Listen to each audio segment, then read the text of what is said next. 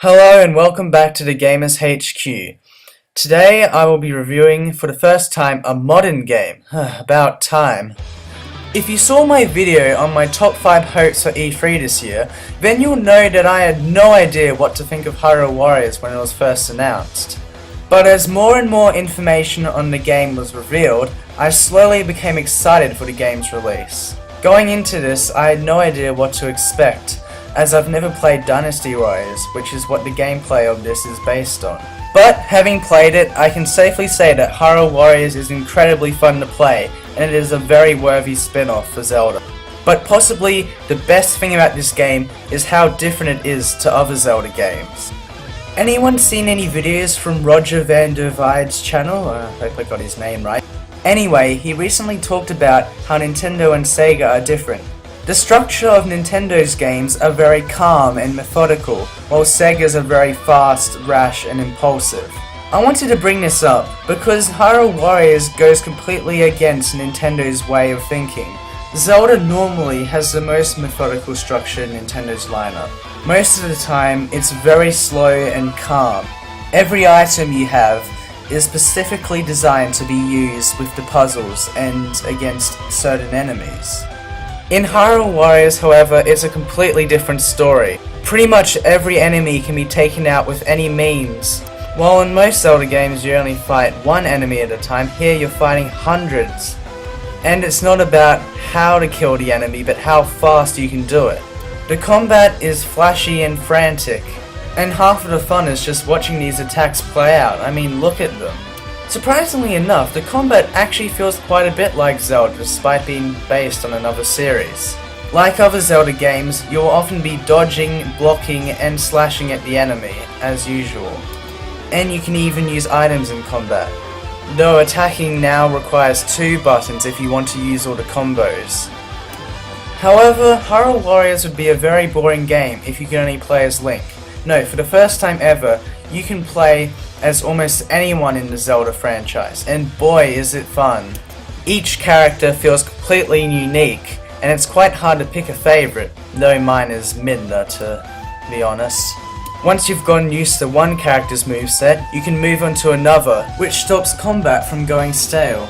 Not to mention most characters have more than one weapon, but not all of them, which is sad.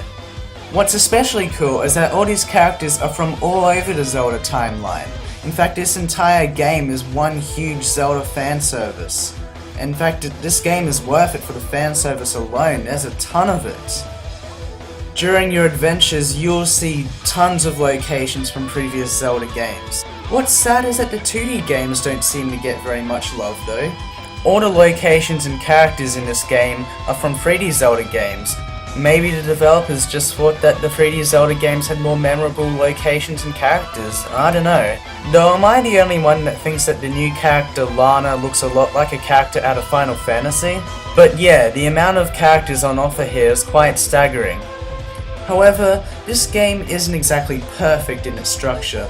What's frustrating is that a lot of the time you have to make sure that certain allies don't die, or that the allied base in the area does not fall, which gets really annoying.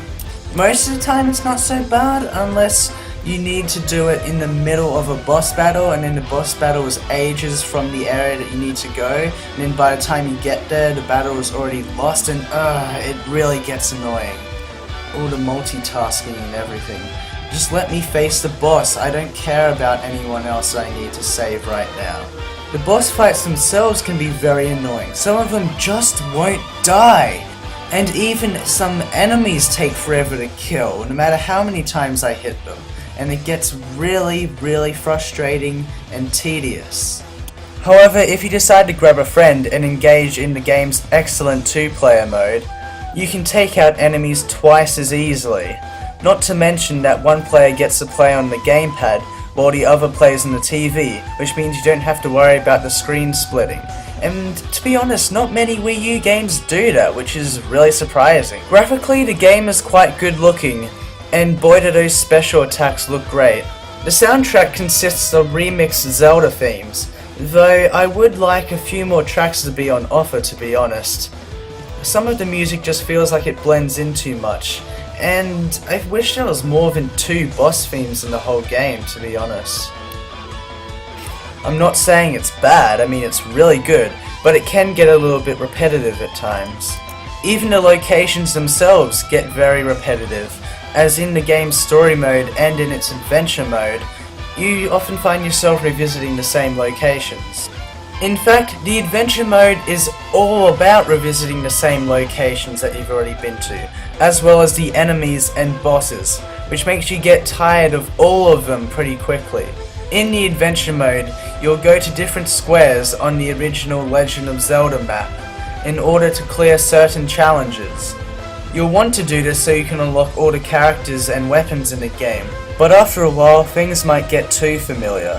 The good news is that more locations and characters have been announced as DLC for Hyrule Warriors that is coming soon. The bad news is that it's going to cost at least $20.